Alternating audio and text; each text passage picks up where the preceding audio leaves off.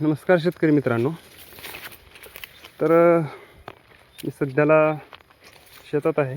तर आत्ता 7 वाजले आहेत संध्याकाळचे. मी चारा काढायला जातो.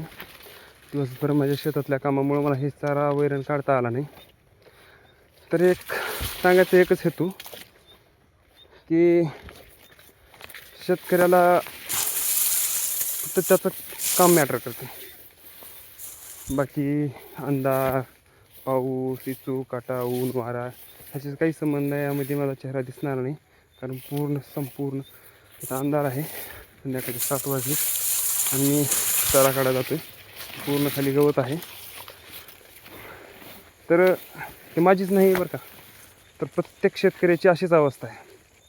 काय त्याला दुसरं त्याच्या कामापुढे काहीच मॅटर करत नाही की तो काय करतो. म्हणजे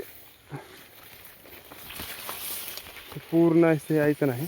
आणि मी संध्याकाळी 7 वाजता वैरण काढायच्या, कारण मला ही गुरांनासुद्धा उपाशी ठेवता येणार नाही ना.